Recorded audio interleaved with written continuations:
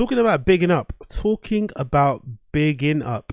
This lady called Neelam Ahooja or Hoja. Hopefully I pronounced it right. It's Neelam Ahooja. Please forgive me. This drama has been pretty incredible, pretty funny to kind of see and observe from afar. So in case you're wondering who this Neelam lady is, she is a fashion influencer with impeccable personal style, really great way of taking pictures and shit, and just generally looks really fucking cool.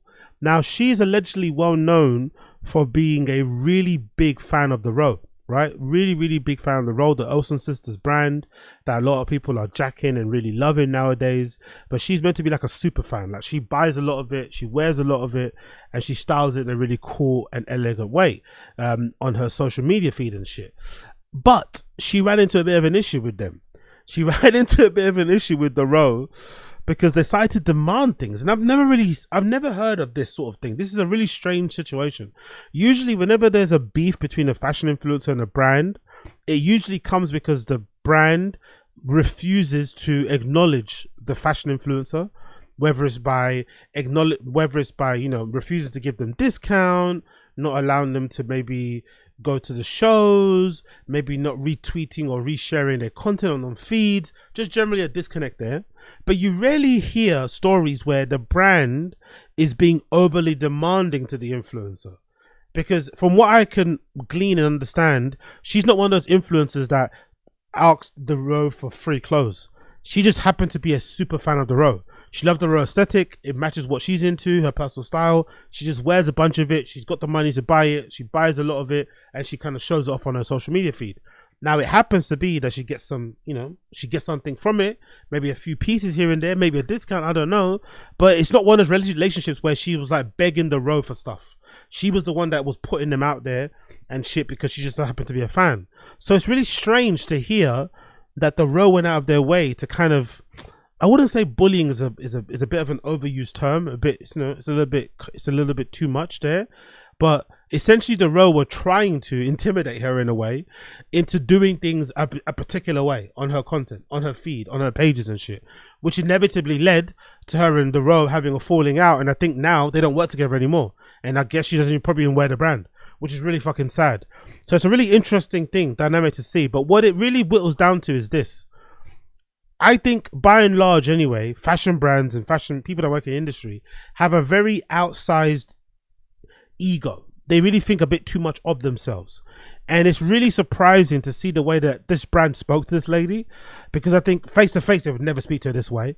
But I really do think they prey upon the fact that a lot of fashion people, a lot of fashion fans are really desperate to get involved. They're really desperate to get involved. They're really desperate to be a part of the industry. They want to be involved. Less so, like, I feel like there's more people out there that if you ask some of the top fashion influencers, would you rather just have the budget to buy whatever you want or have the access to go to all the shows you want? I think most people would have the access. They wouldn't care about having the budget or the money to buy what they want. They want to be at the Paris Fashion Week shows. They want to be at the press events. They want to be at the activations. They want to be at the launches or the camp. You know what I mean? So I think the brands prey on that, and they treat you like shit. They talk to you like shit because they know you want them. You really want to be a part of their family, be a part of their crew, be a part of their, inner family, whatever else it may be. Hang out with them behind the scenes. Go to it's just GAY, which is why we have this situation. So the really sad part about this was this update. Let's say no thanks. Was this update via the lady herself? It says, open letter to the Row. We need to break up. And this is courtesy of her Substack, where Neelam Ahooja. I'll put the link in obviously in the description as well if you want to check it out. But it's neelamahooja.substack.com. It says, open letter to the Row. We need to break up. And it says, 5 years ago, I was just a girl on a bench in my room talking into a mic. Then you arrived, all quiet, luxury and runaway invitations. It felt like love at first sight. You courted me, welcomed me into your showrooms, made a fuss over me in store, and handed me a VP access to sample sales. You swaggered and I swooned. You seemed like the perfect partner, and you were undeniably the best dressed. By the way, let's not undercut, let's not undersell, let's not undervalue what it is to get a VIP access to summer sample sales. I remember, I don't know if it is a thing now, but back in the day, if you could get VIP access to like the Dover Street Market sales, don't know if they have them anymore. Back in the day, they used to have these really good sales where they'd hold them over a week in a massive warehouse and they'd sell everything that's kind of, is stocked in Dover Street Market for like crazy discount, like 75% and shit. I picked up a bunch of shit back in the day, like Comme des Garçons Junior, Watanabe shit and whatever, Yoji shit, whatever. Just think of wherever you can get in Dover Street Market. And those sales, they'd be like obviously there'd be an official dated launch, but there's usually an unofficial date where if you have VIP, you could go. So you could literally pick it apart. And people used to notice the first day you go to a sale, you'd see, okay, cool. The heads had picked this apart. Whatever's left is what's left, but there was much better stuff before. So those VIP access to sample sales are crazy, especially if you're a fan of the brand. You can get so much stuff that you probably would have never got because it would have never made it to the retail sample sale. Anyway, it continues. But on our honeymoon, dazzling as it was, didn't last long as the red flags appeared early. I slowly began to realize that you were far from an ideal partner, and with the benefit of hindsight, it's clear to me that I am now seeing you through rose-colored glasses. You tried to control me, to dictate my work, to downplay what I built, and all the while you profited from my efforts. But the hardest part was that you became increasingly and unforgivably rude. Your charm was beguiling and performative and supple and leather-gloved kind of control. That's the thing, like, I think because I've had access, or because I've had exposure, let's say access, because I've had exposure to the industry from afar, at least, from an early age, I've really, really, really conditioned to myself to a point where I don't give a fuck about it at all. I'd much rather have my own little corner where I do my own little thing, have the funds available to buy where the fuck I want, and that's it. Don't care about going to shows, don't care about meeting designers, don't care about meeting the team. I don't care about all of it. It really isn't that important. And I think nowadays, even more so with the advent of everyone's personal brand, platform and shit, I feel like if you're involved in fashion and that's your aim, you're really, I think, missing out on the best part about it. Because I think the best part about being involved and wanting to be in fashion now, I think, mostly, comes from the community. Less so about the industry. I think it comes more from the community, like being able to build your own little community, being able to be a part of a community. Like imagine, I'm much more interested in being a part of like an online fucking Rick Owens fan club and shit, right? Community, as opposed to being a friend of the Rick Owens team, if that makes sense. I'd much rather be able to like go to different places around the world and meet the local Rick Owens kids who kind of, whatever, or connect to people on Discord and shit that like the brand that I like, as opposed to wanting to go into store and having them roll the red carpet out. I don't really think that makes any sense. I'd much rather have that in being my main kind of way to get in. And if even if you do want to get involved in the industry, say you do want to be involved in the fashion industry, you can just get involved your own way. You don't even have to get involved with it being like, being a part of the traditional media apparatus. You can just make your own thing. You could just start basically using your own platform as a way to kind of speak about the brands that you're into, and bang, done, you become fucking media. So I've never really understood the grip they've had on people anyway, especially nowadays.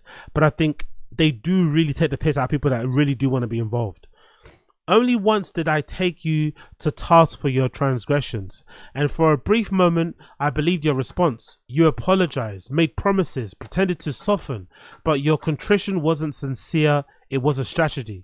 Damage control disguised as decency, a calculated effort to buy my silence. For the record, I'm not asking anything of you. You're free to run your life as you wish, but what I won't tolerate is the disrespect. I don't care for the hypocrisy either. You don't crave quiet. If you did, you wouldn't court the journalists, the Jenner, the others who leverage their loudspeakers. You want the noise, but only when it's echoed by your chosen few. It's the same tired theater of class, elitism, and exclusion. And that's the thing, I think, is that the core of being involved in fashion and making it a success for you, you have to be willing to put up with disrespect. And that's something that I was never willing to do. And I'm so glad I didn't. I've kind of lost a lot for it. I'm pretty sure I lost a lot of opportunities for it. I lost out on a lot of friendships, a lot of relationships, a lot of partnerships, a lot of business, whatever. I'm sure over the years, my attitude, the things that I've said online, the things that I've said in public, the beefs I've had, the arguments I've had, I still remember to this day.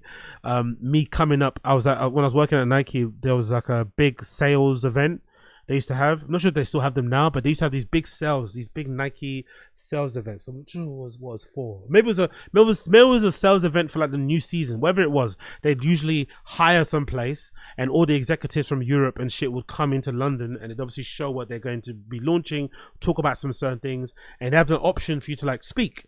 And obviously during a certain segment of the show, of the presentation, I got up inside like having this like back and forth with somebody about the brand. It was so fucking fun. Obviously I'm passionate about it.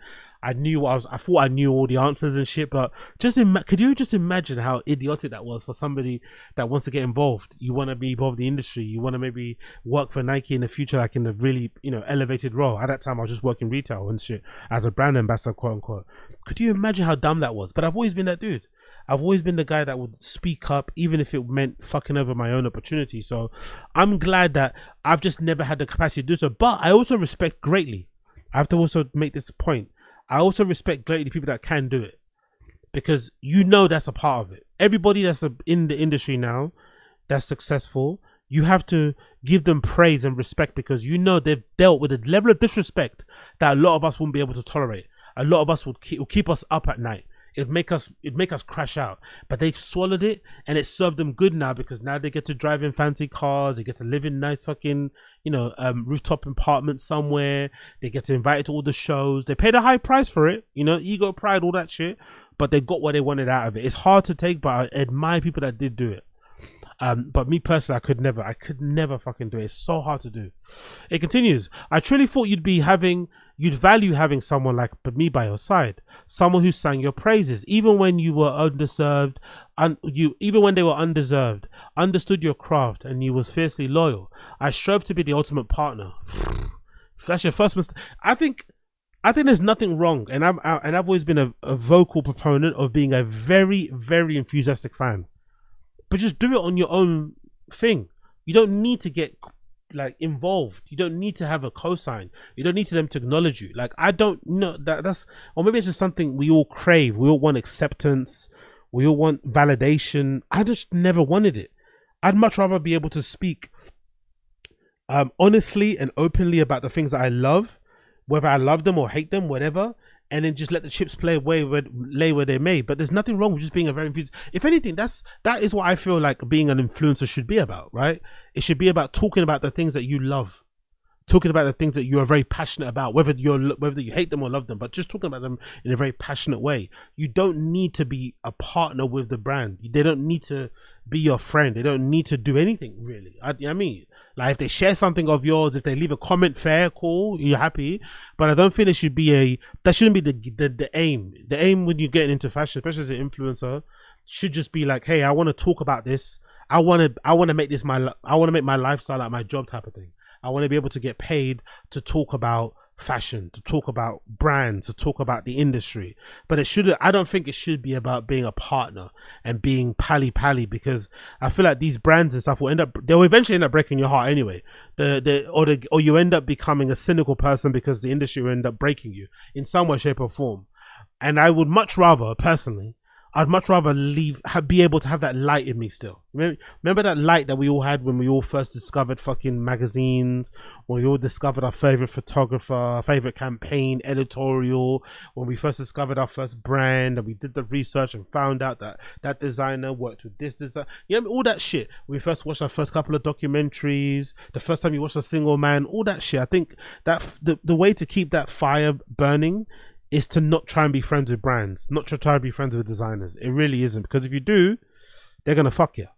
Anyway, quickly again, I truly thought that you'd value having someone like me by your side, someone who sang your praises even when they were undeserved, understood your craft, and were fiercely loyal. I strove to be the ultimate partner. Your loss. I considered it a clean break, but that would hurt me more than you. I've invested too much time, money, any emotion to pretend nothing went on between us. So I'll keep what's worth keeping and carry it with me. But the relationship, if any, we have now will be on my terms. My commentary will be free and unfiltered, and as loud or as quiet as alone I deem it fit. The days of you trying to muzzle me in public or private are officially over. Now, this girl's better than me. This girl's better than me. Essentially, she's saying she's not going to allow the row to control what she has to say about the row anymore.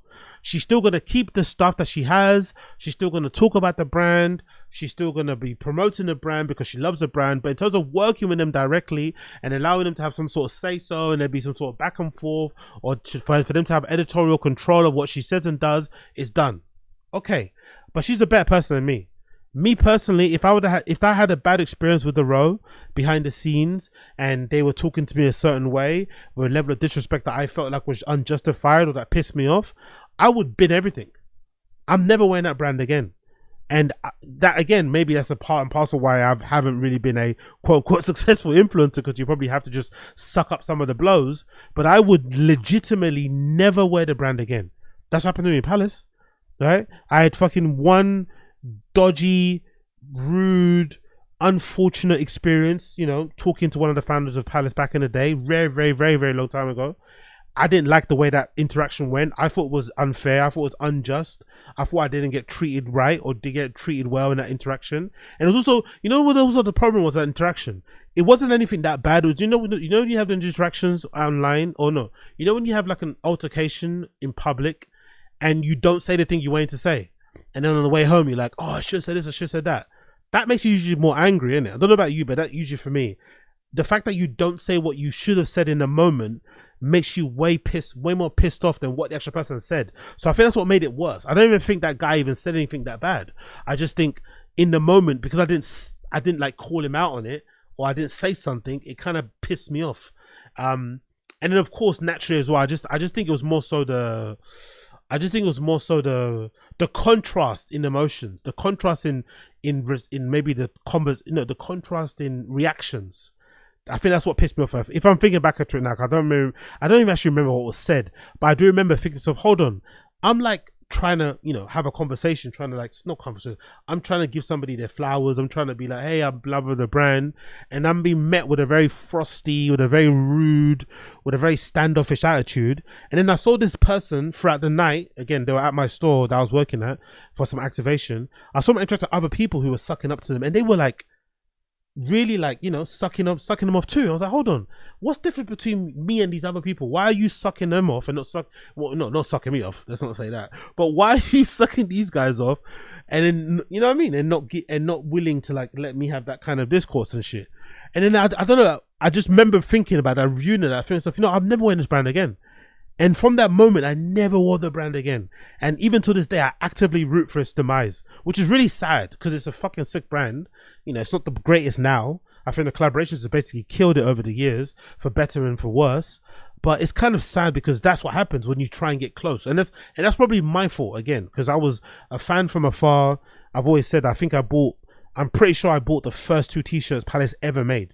I'm pretty sure I bought the first 2 ones they ever made. All this stuff, big fan of the brand, but I bought a lot of it. Was tapped in with with some of the stuff that they were doing outside of the brand in terms of skateboarding as well, because I went to a couple. I used to skate in the skate park where a lot of their guys used to skate at. Whatever, who cares? Who gives a shit about all that shit? But I just remembered just how bad it made me feel that I didn't have the reaction that I thought, or the interaction I thought I would have in my head with this brand that I loved, and it completely tainted everything. I never could see this brand the same way, and I haven't worn it ever since, which is really sad because I think at the time when it happened, if I remember correctly, that's maybe they had the Adidas collaboration after, so I missed out on that whole. I couldn't even wear that. Remember those sick Adidas's that they had back in the day? They made these. I forgot what the model was, but it was the first Adidas collaboration they did, and I couldn't even wear all that shit. So I missed out on a bunch of shit, but I just couldn't do it. So this girl being able to still be a fan of the row after everything they did to her, props to her, because I couldn't do it. I really fucking couldn't. This is all unfortunate, she says, because few brands have spoken to me the way that you do. but I've never felt so good in my clothes and so bad in my heart. And style isn't worth self-sacrifice. Agree with that one. You took I disagree because I think self-sacrifice is good. Like, I've worn a lot of shoes that are very small, but they look very good at the outfits I've worn, and the look has been had. Anyway, you took advantage of my practice, of my patience and my kindness. I should have packed my Magoo bags and gone home long ago. One last thing. Honestly, take a breath. It's fashion, not open heart surgery. It's an expression of joy, beauty, creativity, and freedom. It's meant to be fun. Stop taking yourself so seriously. Stop policing admiration and chasing people down to erase photo evidence of it. They're not stealing from you, they're celebrating you. I don't even, before this story, and I'm going to show you an example of what she said from another person's account, but I didn't even know this was a thing. This is such a bizarre, I didn't even know this was a thing. I didn't even know it was a thing. Like, I could understand a brand being like, hey, we don't want to work with you, influencer, because your vibe, your aesthetic, your fucking worldview doesn't match what we're about. I get that. Not wanting to be aligned with a certain person. Like, I don't know, you know, if fucking Marc Jacobs discovered Nick Fuentes was a big fan of his, I don't think he's going to put him on his Instagram, right? So I get that sort of stuff. But I never thought there would be brands that like what you do yourself. Like, so this Neelam, this Neelam lady is clearly got a personal style that obviously the row fuck with, right? You can tell by her Instagram, right? This Neelam lady's clearly got a personal style that a brand like the row would obviously fuck with and love. But she's been doing this by herself without them being involved. She's been obviously stylish and wearing what she's been wearing without the row being involved. So I never could understand a scenario that would make sense where you, the brand, would then want to dictate to this person who's already doing it on their own without your involvement what they should do on their social media. Like telling them how they should post stuff, telling them what they should post, what they should say, how they should frame it, what pictures, like what? How do you don't get to dictate that? Like, you know what I mean? Like, you tap into them because they're fans of you and you like their aesthetic, and then whatever else you can maybe magnify or push it, or maybe invite them to shows, and they have this like symbiotic relationship where it's mutually beneficial. But I don't really understand the logic of like dictating to the influencer of this type of level of, with this type of aesthetic, right?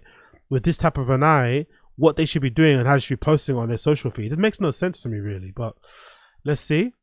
This letter will likely mean nothing to you as you're at the height of your influence, but as you move forward in your ambition to shape culture, taste, and aspiration of a global scale, a simple plea: wield your power mindfully.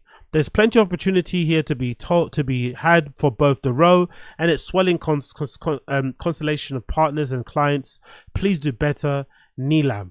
Now, maybe this is just a problem with just the people involved in the brand, because that's to give the row some grace here. And from my time in fashion, I'm sure some of you guys echo the same things.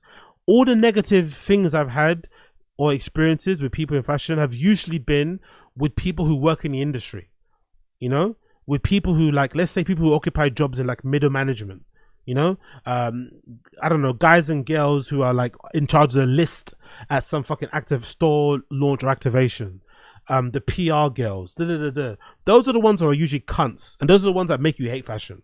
When you actually meet the owners and the brand owners and stuff, and the people that are in charge of this retail group or whatever, they're usually really cool. It's the people that work underneath them that are fucking dickheads, you know? Like, I forgot the guy's name, but Ray Kawakubo's husband, the guy that's in charge of the group that manages all the Dover Streets and shit. I bumped into him a couple of times outside Dover Street. Lovely guy. But I'm pretty sure if you met his assistant, or if you met somebody that works for him underneath him, probably a pure dickhead. So it's really unfortunate. The people who are actually making the stuff, doing the stuff, are the safest. They're the nicest people. But the ones who are maybe involved in the PR, in the marketing, in the brand, they're the ones who have an outsized ego. They just work for the brand, but they somehow think they are the brand themselves. It's fucking crazy, really. But there's more details actually here, courtesy of Luis Pisano. Big up him. It says somebody posted, I really wonder what happened between Neelam, Ahooja, and Dero. And Luis Pisano posted these screenshots. Said apparently Dero tried to pressure Neelam into directly linking to them instead of through affiliate links, which are her income source. She claims Dero scolded her for posting IG stories and was told Dero expected her loyalty and she doesn't do anything for the brand or enough for the brand. So this is it. This is some screenshots from Neelam's Instagram. Somebody asked her, were you ever paid by Dero or received free items? Thanks. Neelam replies, when content creators link directly to products on the Rose website, there's nothing in it for them, but the Rose keeps this full margins.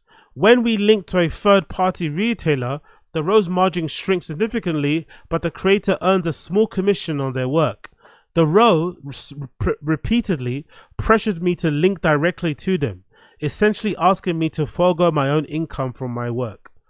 Now, as much as I agree that that's a bit scummy and a bit scammy, well, you know, what the Rose did there, I don't know.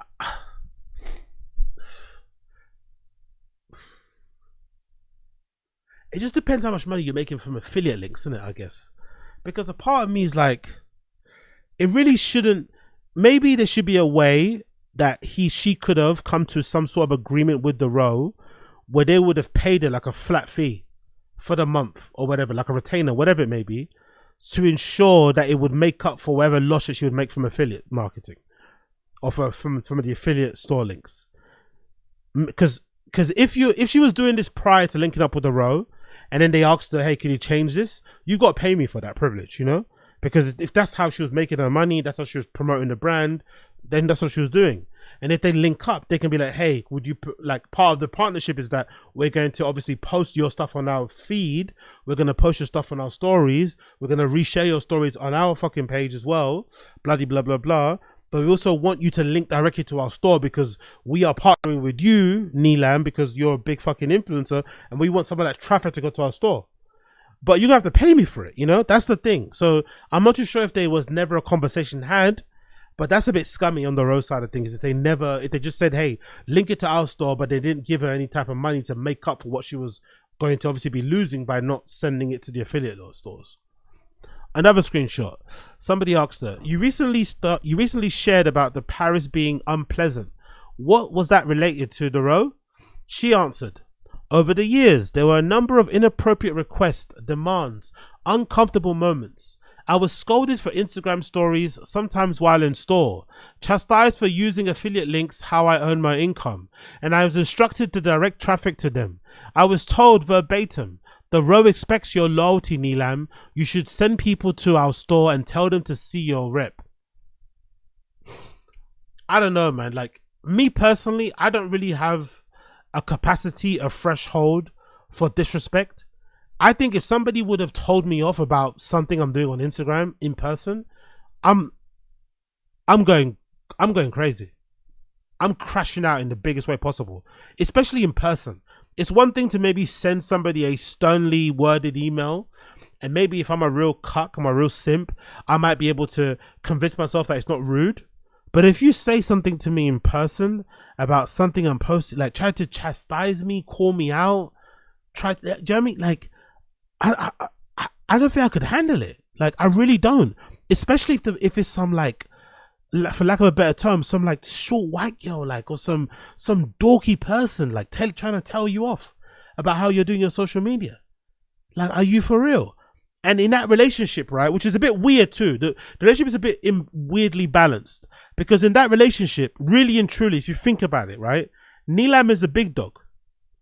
Even though the Row are what they are, in that relationship, she's the big dog. Like, she's the star. She's the one that should have the red carpet rolled out for her. She's the one that the staff should be bending over backwards to help. They should be putting up with her personality, however it is, you know? She seems lovely anyway, but just in general.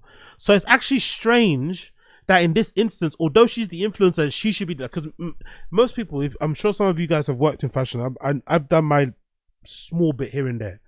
But even from afar, I know in most brands, influencers wield an undeniable level of fucking influence. Like, they really do wield a lot of influence and power and a lot of fucking whatever. When they come in stores, people like start scrambling, you know what I mean? Marketing people start running around, like helping them do everything. Like, they go. So it's kind of interesting to see a brand that doesn't try to suck up to influencers and instead tries to like get them in line and try and treat them like their sales assistants. You know what I mean? Try and treat them like their staff. Like, nah, you work for me. It's like, not really though, isn't it? It's really, you guys work for me. It's not really like that, actually. It's actually another, which is probably why if you were smart and you owned a brand, a fashion brand, you probably don't get into business directly with the fashion influencers. You obviously you actually obviously acknowledge their presence. You let it be known that you're a fan of what they do, and you thank them for pushing or maybe shining a light on what you do. But you don't have a proper relationship like that, because you don't want the influencers to ever feel like they're bigger than you. Because obviously without you existing, they wouldn't obviously have a brand to wear. But in the balance of like influence and clout and whatever, they're quite powerful. They're quite powerful in their own way. You can't talk to them a certain way. And there's going to be people like myself included who are going to read this story, and we're going to side with Neelam, and we're going to be like, fuck the row, just off the base of we fuck with her more, So you have to be careful with how you kind of do with that thing. It continues. She says, in Paris, in a public seating, I was spoken to derisively by my contact when I simply trying to confirm my appointment. So it seems like, I'm not surprised. Are we surprised to know that the people in the row are pieces of shit or cunts, have bad attitudes, or speak to people rudely? Based on what we know about the Olsen sisters, right? Are we really surprised to think that the people that work at the row will be cunts? I'm not surprised at all. It wouldn't surprise me that, working in the head office of the row is a real knife fight, Working in any capacity at the row HQ is a real fucking knife fight. They seem like a fashion brand where it would be a real headache to work at, where working with the people that work there is exhausting, very, very exhausting. But I don't know, I just can't do with public disrespect. I couldn't handle it. I would have crashed out way sooner than this lady. Anyway, in Palace, in a public setting, I was spoken to derisively by a contact that I was simply trying to confirm my appointment. I was told that I don't do enough for them, that I don't send anyone to the row, and I have never tagged them. They don't owe me a showroom invite, but they told me to come. I'd left my newly widowed father behind to fly across an ocean and be there, and they knew this, and I was just trying to assert the details about my appointment time. Yeah, I don't know, man. I don't know if I could have done all this shit, man. Working in fashion seems fucking exhausting. It seems fucking horrible. Has she spoken publicly about how much she was paid and why they needed a commission? I have to say, I do think working for a brand and them linking to third parties is poor taste. If she was paid measly income, I get it, but it's a bit off. She wasn't working for, exactly. That's the thing though. You don't really get to, like, you can only dictate what I link to if you are compensating me enough. I don't really think they could dictate to her what she could have posted or not. I know it maybe didn't seem the greatest of her linking to the third party retailers, but go fuck yourself. If you want me to link to third party retailers, pay me accurately, innit? If what someone was saying here, if they wanted her to directly link to them, they should have sponsored her content. Exactly. Crazy, because she gave them major credibility to a very loyal audience of her. I wouldn't go that far. I wouldn't go as far as saying she gave them loyalty. Maybe she gave them exposure, but I don't think she gave them credibility. I don't think so. I think people were fans of the road regardless, because of the aesthetic and because of who they kind of speak to, the way it kind of looks on certain women. But I don't think she directly gave them the credibility. I wouldn't go that far. Another person here says, I don't agree with Neelam. She's acting like she is founding father of the row just because she owns a lot of pieces. Brands lose a lot of money to retailers. If she had just complied, they probably would have rewarded her. See, she's a little short shy, but that's a problem with fashion. This person's right.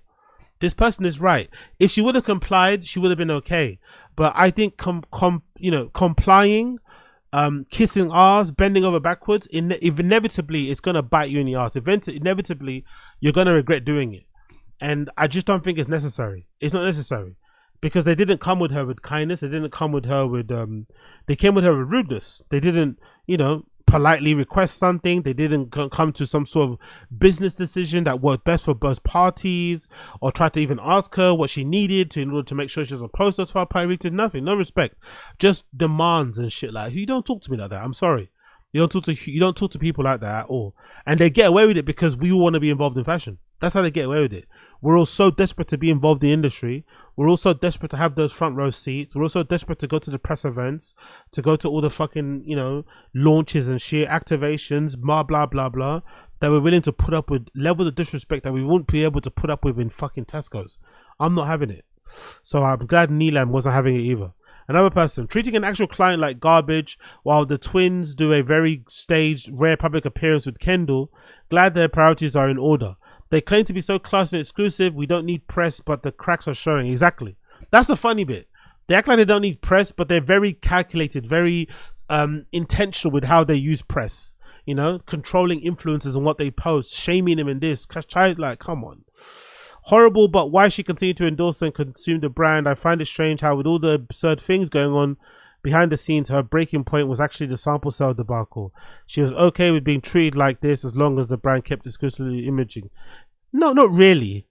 I think her issue was that they were demanding her things and not compensated her accurately. I think that's a fairly easy conclusion to come from. They were demanding things of her while not compensating her accurately or fairly or correctly, and she decided to pull out, and then now here we are. So I agree with everything that she said. I really fucking do. Big up her. Brave decision, by the way, because, you know, people usually think things like this might fuck up your other opportunities in other parts of fashion, but she did it. She did it. And I'm really pleased that she did. What are people saying here? Anything more? Did she post anything else about it? Yeah, let's see. She posted about it here. Thank you for the incredible support of my open letters to the row, published on my Substack. I see you and I appreciate you. Some of the comments on here says, I don't understand what they have done that makes you feel this way. Is there some way I can read about this? Oh, shut up. You should have read it first before you commented. The dismissive attitude from some of these brands is very real. Exactly. Not only for influencers, but even towards customers. They think don't fit their branding and who they want the consumer to be. Customers and influencers that can keep their company alive and thriving. Already from this post I can relate. Looking forward to reading the whole post. The Row is a multinational brand and now a very expensive one. It's not art, it's good design. I'm sorry you were hurt personally, but I think it's hard, cold reality of top end retail marketing. I wish they were less cynical about it. I love the look, but mostly support smaller emerging brands. True. Thank you for your courage and your openness, your pure soul. I think I'm not the alone in having a good half of my wardrobe from the Row. Bags, shoes, clothes, accessories bought after watching your reviews. Wow. And being inspired by your outfits. Will I buy from the brand again? Probably. Will I buy less without these reviews? Definitely. Will my attitude towards the brand change? Absolutely. Because we live in an area where experiences are more important than clothes. I don't care about the clothes, details. I don't need them. I just love you. Exactly. That's part of the reason why people love the Row in the first place. People love the Row because they think the Olsen sisters are really cool. So if they find that the Olsen sisters are fucking bitches behind the scenes, or that they have a brand full of people that are fucking cunts, it's going to damage the way people are going to see the brand. You know, it's a really dumb move by them in general. But who knows? Maybe it won't matter in the long run. Another person says, whatever your reasons, please understand my suggestion comes to you with delicate delivery. You do not have to explain your reasons to us, especially those of us who are literal strangers but admire you from afar. And as a stranger, but with some experience of losing my mum, you have my sincerest sympathy. I'm here for the style, not the brand. Stay tuned with your convictions. Yep. Another one. I love this. I love you. Read the piece over the weekend. So curious to know exactly what happened, as it would have been beneficial from other creators and talent. But I understand if you want to keep the specifics private. I guess all that matters is that they acted inappropriately and you've made the correct decision to no longer support them. I feel you on losing and cleansing in 2000. And that's the thing as well, man. I just think sometimes, like, you're allowed to, I think you should just be allowed to have like bad experiences with people and then allow that to dictate whether or not you want to support the brand or not. It shouldn't be that big of a decision. It shouldn't be like oh my God, you're going to fuck up your business. You're going to fuck up your opportunity in this. It's not that deep, bro. Sometimes, I don't know, they woke up on the wrong side of the bed. You woke up on the wrong side of the bed. Boom. You happen to cross paths. It didn't work out. But, there's too much people like, oh my God, you should have just kissed ours. You should have just stayed in line. You should just link to their store anyway. No, it's about how they asked. How did they request? How did they request for her to not link to third-party retailers? What did they say? You know, like that matters a lot more than just asking. It's the way you say. It's the way you ask things, isn't it? There's a way you ask things. You could ask things one way and it could all be good. You can ask things another way and it could be all bad. And I think these brands that get away with asking things all in the bad way because they know we all want to be involved in the industry so bad that they can kind of get away with absolute bloody murder. And I fucking hate it. I just finished reading both pieces you wrote about this and I admire your transparency and courage to speak out against a brand like them. This will not only reinforce just how much we, the readers, trust you. And sorry to hear about this. year of loss. I wish you all the best. Wow, had no idea the brands like The Road do this to people.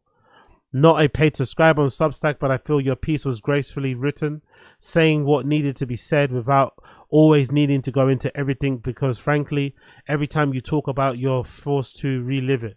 And yet some of the businesses do need to be held account. This post is very real. Thank you for this, and wishing you the best for 2026. Live it.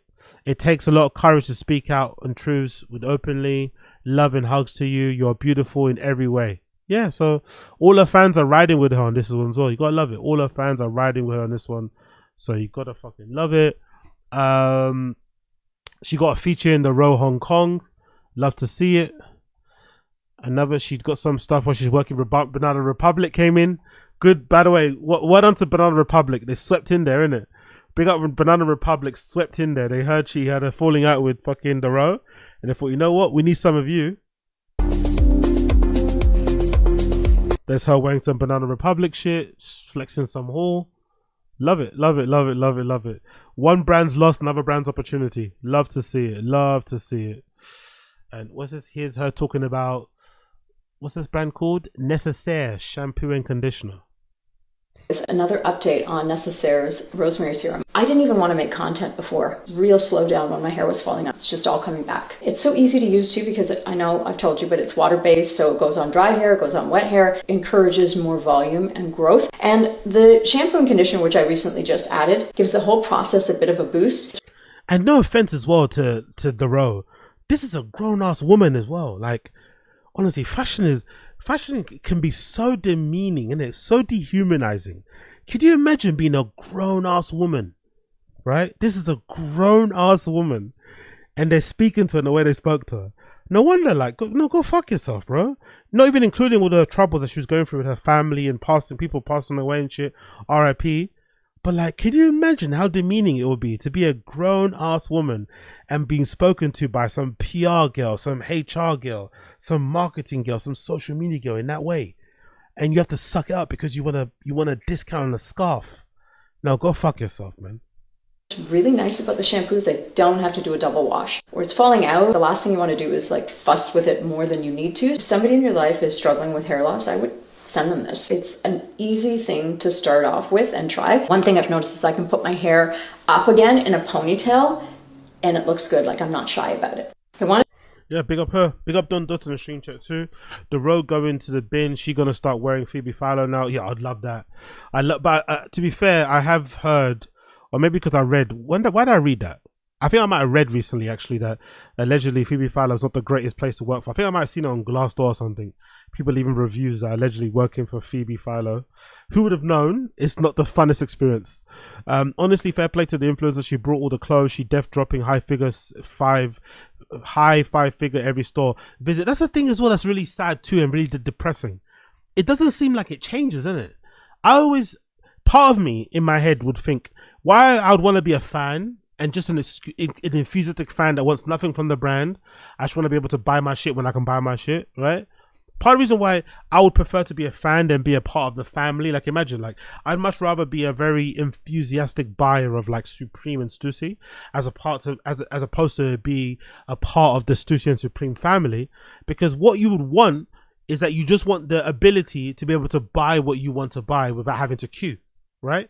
When it came to a day of new releases, you know how Supreme have their drops on Thursdays, maybe fucking, you know, Stussy have their drops whenever they have them, just to kind of get a heads up of like, hey, this stuff is dropping. If you want it, this is the date to come and get it.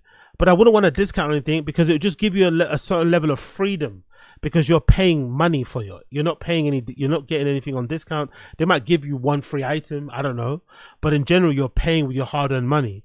It would avoid you having to interact with them too much. It would avoid that weird exchange of energies where like they're doing you a favor, so you feel like you have to kind of like, you know, make yourself smaller and really suck up to them to kind of really thank them for what they do. I don't know. You just wouldn't want that. But what this shows is that even if you're spending your own money, even if you're like one of their top customers, they still treat you like shit. You know, it's like you're putting money in their pockets. you're part of the reason why the lights are being kept on in their store. It's not like you're like a freeloader. You're paying full retail for the row, which let me tell you is not cheap, right? You're paying full retail for this fucking brand, and they're still treating you like fucking shit. Like, it's one of the saddest things ever. Let's actually see if I want to see what the prices are. Not, they're not cheap. Let's actually go and check. Let's check through. Let's just go. Let me go through men. Let's go through men. Let's do new arrivals. Look at some of the prices. Look what we're looking at. £4,106 for a trench coat. For a trench coat. Like, what the fuck is this made out of? In cotton, allegedly, right? Don't get me wrong. It's beautiful. It's fucking gorgeous. But $4,000 for a trench coat. So you're telling me if I'm buying this retail, if I'm going into the row tomorrow and I'm buying this with my own money, boom, no discount need, and I come back another time, buy something else, they're going to be treating me like shit. Even though my money is partly paying for that fucking store to stay open, partly paying for the brand to be alive, partly paying for their fucking mortgages and shit. They still treat me like shit. Nah, I couldn't do it, man. I couldn't do it. I admire people that can do it, but I couldn't. What's it even made out of? 100% cotton. So it's made out of Pima cotton garband. The coat is in Pima cotton gabardine with slant welt pockets. So whatever is Pima cotton really expensive? What the fuck is Pima cotton? Because I don't think Pima cotton is $3,000 worth, is it? What is cotton garbine? Cotton garbine is a fabric relatively tight weave that makes it waterproof. Okay, cool. So it's a waterproof cotton. It is ideal fabric for making trench coats. The care of the fabric is about 40%. Okay, cool. So I guess it's somewhat higher of a quality. Even look at, there's trousers here that are $550, so maybe that material is probably worth it. But still, the Row is not a cheap brand, bro. They got shirts. Is that in Oxford? Is that in Oxford? Garnada shirt in cotton, 1,250. It's not an Oxford shirt, but it's a regular blue button-up, and it's 1,250. So this lady's going in there and buying pieces, right? And they're still treating her like shit. Don't get me wrong, your money shouldn't, guarantee how you get treated in certain things, but I think it would help, It might soften people up a little bit, like Jesus Christ. I don't need to suck my dick or anything, but I am fucking dropping, $2,000 on a fucking jacket, $1,000 on a button-up shirt. What's that? 2,300 on a fucking black tote bag. And you can't tell me what time I'm meant to get there and give you some details. What's it? Sweatpants. Cashmere cotton pants. Jeez, how much is this? 1,000. Fucking hell. Absolutely wild. And here they are treating their fucking people like absolute horrible people. You love to see it, hate to see it. But big up Neelam, big up Neelam, big up Neelam, big up Blood Clot Lam.